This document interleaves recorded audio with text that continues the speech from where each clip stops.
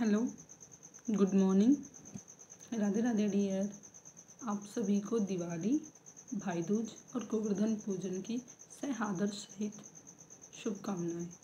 मैं शालू आज आपके सामने संविधान से रिलेटेड एक महत्वपूर्ण तथ्य प्रस्तुत करना चाहती हूँ। उससे रिलेटेड जो मैं आपसे क्वेश्चन पूछूंगी उसका जवाब आपको मुझे कमेंट बॉक्स में सेंड करना है। भारत का संविधान को उधार का संविधान क्यों कहा जाता है? जो हमारा भारत का संविधान है उसको उधार का संविधान क्यों कहा जाता है? क्या आपने कभी ये सोचा है कि हमारे देश का जो संविधान है उसको हमने उधार का संविधान क्यों कहा गया है?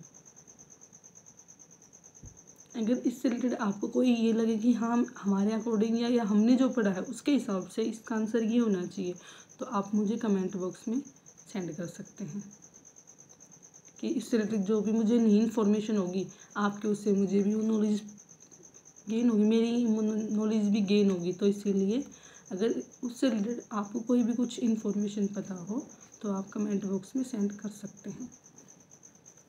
भारत के संविधान को उधार का संविधान क्यों कहा जाता है? उधार का मतलब क्या होता है कि, या ये कहें कि हमने जो अपना संविधान बनाया ना, हमने जो अलग सभी देशों को, सभी देश मतलब जितने भी जो भी हमारे देश हैं उससे हम जो हमारे संविधान का निर्माण करने वाले थे उन्होंने अपने देश का संविधान बनाने के लिए जिन देशों का संविधान बन चुका था उन सभी के संविधानों को पढ़कर उनमें जो उनको अच्छी बातें लगी उन सभी पॉइंटों पर, या ये कहीं उन सभी तथ्य पर उन्होंने बात की और फिर विचार विमर्श के बाद 2 साल 11 महीने 18 दिन के बाद हमारे देश का संविधान बना। ठीक है, हमारे संविधान को बनाने में पहली बैठक कब हुई थी?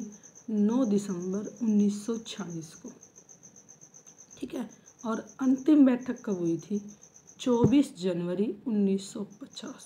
अब देखिए 9 दिसंबर 1946 से लेके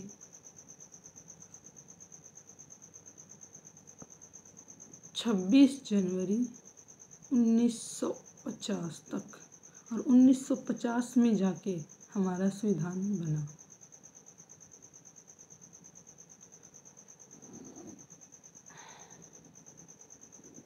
अब हमने जो अपना संविधान बनाया उसमें जैसे कि हमारे देश का संविधान सबसे लंबा और सबसे कठोर संविधान, सबसे कठोर संविधान कौन से देश का है? अमेरिका का। कठोर का मतलब तात्पर्य ये रहेगा कि जिन्होंने जो अपना संविधान जिस टाइम पे जो भी उन्होंने उसमें अनुच्छेद या आर्टिकल डाले उसमें और आज के टाइम में उन्होंने कोई ज़्यादा चेंजमेंट उनमें नहीं की हो ये। ठीक है, तो अमेरिका के टोटल आर्टिकल 7 हैं। जो टोटल आर्टिकल मतलब ये नहीं कि वहाँ पे 7 है, इसका मतलब ये है कि उन्होंने अब तक अपने संविधान में 7 संशोधन किए हैं और हमारे में अप्रोक्स 105 तक। मतलब जब हमारा संविधान बना तब से लेके आज तक हमने एक नियर अबाउट 105 तक हमने उसमें संशोधन किए हैं। तो ये है कि इसीलिए हमारे देश के संविधान को सबसे लंबा है लेकिन लचीला है। और अमेरिका का संविधान कैसा है? बहुत कठोर है, क्योंकि उसमें कोई ज़्यादा चेंजमेंट नहीं हुई है। उन्होंने जो उस टाइम पे बनाया उनको आज तक उसी तरह कंटिन्यू रखा है अपने संविधान को। ठीक है, और इसी तरह क्या किसी देश का संविधान ऐसा भी है जो लिखा ही ना गया हो, या ये कहें जो उन्होंने बोला या जिस तरह उनको लगा उसी के वही उनका संविधान है, या उसी को अपने संविधान में इन्वॉल्व कर दिया है, उन्हीं विचारों को वो पीढ़ी दर पीढ़ी अपना चला रहे हैं। ऐसा कौन से देश का संविधान है? वो है ब्रिटेन का। ठीक है, फिर नेक्स्ट क्वेश्चन ये राइज होता है कि हमने लिखित पे बात कर ली कि लिखित में सबसे लंबा किसका है? भारत का है। और अलिखित क्या किसी और अलिखित में किसका है? लिखित प्लस अलिखित, इन दोनों का कॉम्बिनेशन कौन से देश का संविधान है? कनाडा का।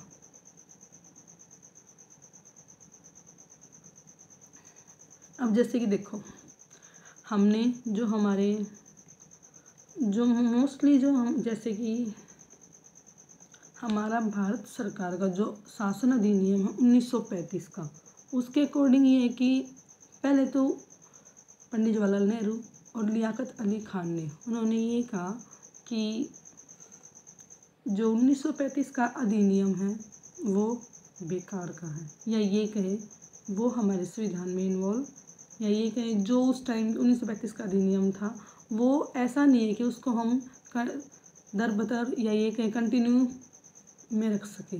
लेकिन जैसा कि हम देखते हैं कि जो भारत शासन अधिनियम 1935 का था उसमें जो संविधान के लिए अनुच्छेद या ये कहे गए मोस्टली जो रूल्स थे वो रखे गए, वो आज भी वैसे ही हैं। तो हम ये नहीं कह सकते कि 1935 का अधिनियम हमारे लिए योग्य नहीं है। ठीक है। अब विश्व का पहला संविधान या ये कहें विश्व का पहला लिखित संविधान कौन से देश का है? इसका जवाब आप मुझे कमेंट बॉक्स में देंगे। ठीक है।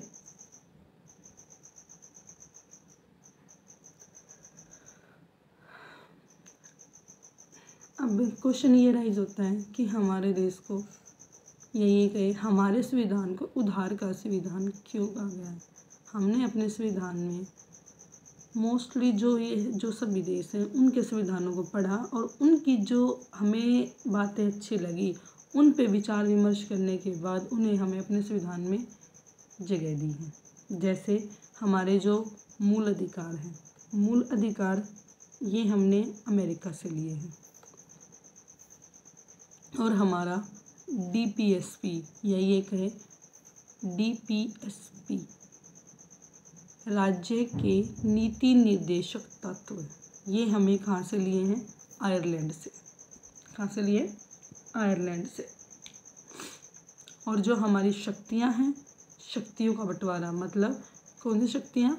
जैसे राष्ट्रपति की जो शक्तियाँ होती हैं या ये कहें प्रधानमंत्री की, मतलब जो भी मंत्रिमंडल उनको किस तरह के उनके क्या क्या अधिकार है ये जो देना है, ये हमने किस देश से लिया है? कनाडा से। कहाँ से? कनाडा से।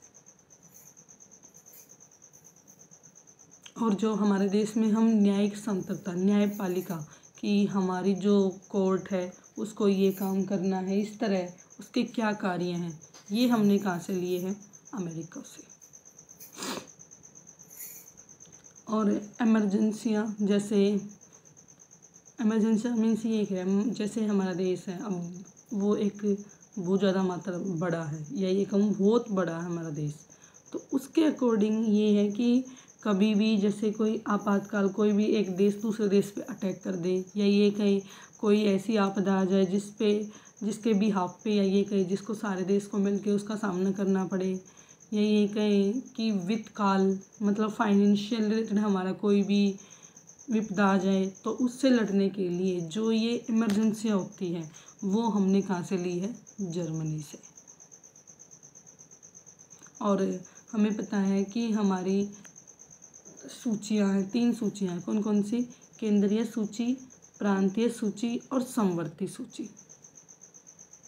केंद्र सूची, राज्य सूची और समवर्ती सूची। ये क्या है कि हमारे देश का जो भी कानून है या ये कहे गए जो भी हमारे देश की, जैसे मान लो सड़क परिवहन हो गया, सड़क से रिलेटेड हो गया, एजुकेशन से रिलेटेड हो गया, और जैसे खाद्य से ये कहे गए रक्षा से, रक्षा मंत्री, मतलब इस तरह से सभी को अपने अपने विषय पंचायत से रिलेटेड उनका शक्तियों का बंटवारा किया गया है। ठीक है।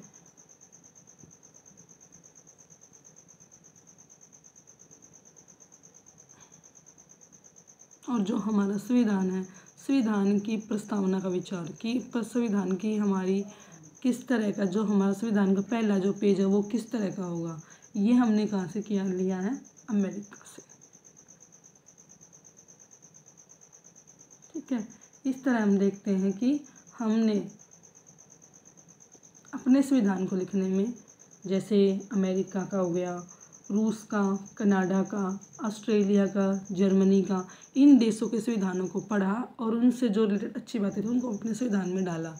इस कारण हमारे देश के संविधान को उधार का संविधान कहा जाता है। और हमारे संविधान को बनने में 2 साल 11 महीने 18 दिन लगे। तो इस तरह भारत देश अपार संस्कृति से, या ये कहें भारत की में डाइवर्सिटी जो विद्यमान है, और इसी तरह हमारा देश दिन दुगनी रात चौगुनी तरक्की करता रहे, मैं यही आशा करती हूँ। धन्यवाद।